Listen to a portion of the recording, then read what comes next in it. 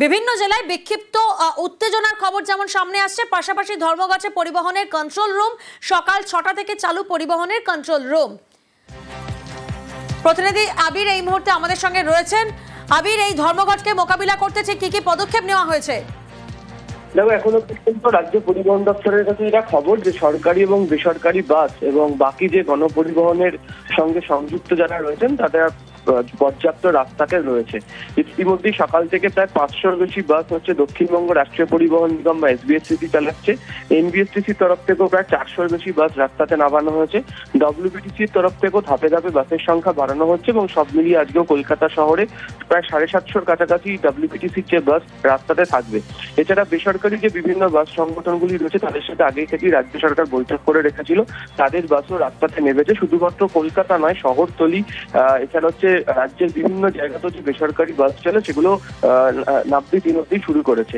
পরিবহন দপ্তরের কাছে খবর এসেছিল সকালবেলা হচ্ছে রামপুরহাট, পরবর্তী সময় হচ্ছে বর্ধমানের বেশ কতগুলি জায়গাতে এসবিএসটিসির বাস আটকানোর চেষ্টা করা হয়েছিল, যদিও কিছুক্ষণের মধ্যেই পুলিশ এসে যারা অবরোধকারী রয়েছেন তাদেরকে সেখান থেকে সরিয়ে দেন এবং বাস চলাচল স্বাভাবিক হয়ে যায়। উত্তরবঙ্গ থেকে বেশ কতগুলি জায়গা, জলপাইগুড়ি, কোচবিহারের কতগুলি জায়গা থেকে অভিযোগ এসেছিল, যদিও সেখানেও অবরোধকারীদেরকে সরিয়ে দেয় পুলিশ এবং বাস চলাচল স্বাভাবিক রাখা হয়েছে। এবং যে কন্ট্রোল রুম সকালবেলা থেকে চলছে সেখানে যাত্রীরা যদি কোনো অসুবিধায় পড়েন তারা সেখানে অভিযোগ জানাতে পারবেন। এছাড়া কলকাতাতে যে ভেসেল পরিষেবা এবং একই সঙ্গে হচ্ছে অন্য দিনের মতো দুটো করে যে ট্রাম পরিষেবা সেটাও স্বাভাবিক রাখা হয়েছে। বেশ, সাধারণ ধর্মঘটের প্রতিবাদে সাধারণ মানুষ ইতিমধ্যে রাস্তায় নেমেছে। আমাদের উত্তরবঙ্গ রাষ্ট্রীয় পরিবহন নিগমের প্রায় 4 শতাধিক বাস সকাল থেকে সারা বাংলা জুড়ে পরিষেবা প্রদান করছে। নির্ধারিত সময়ে স্বাভাবিক যাত্রী নিয়েই যাচ্ছে। আমরা অতিরিক্ত বাসও তৈরি রেখেছি।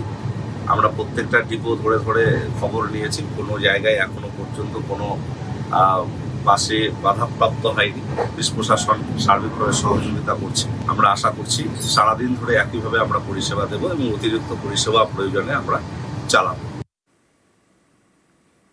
একদিকে যেমন আপনাদের দেখালাম ধর্মঘটে কলকাতায় যান চলাচল স্বাভাবিক, পাশাপাশি নজর রাখবো বিমানবন্দরের দিকে। বিমানবন্দর চত্বরও স্বাভাবিক, বিমানবন্দর চত্বরে যান চলাচল স্বাভাবিক। আমরা জানি যে দেশ জুড়ে ধর্মঘট পালন হচ্ছে কেন্দ্রীয় শ্রমনীতির প্রতিবাদে, কিন্তু কলকাতায় যান চলাচল স্বাভাবিক রয়েছে। সেই ছবি যেমন সামনে এসেছে, বিমানবন্দর চত্বর সেটিও কিন্তু স্বাভাবিক রয়েছে। স্বাভাবিক রয়েছে যান চলাচল বিমানবন্দর চত্বরে।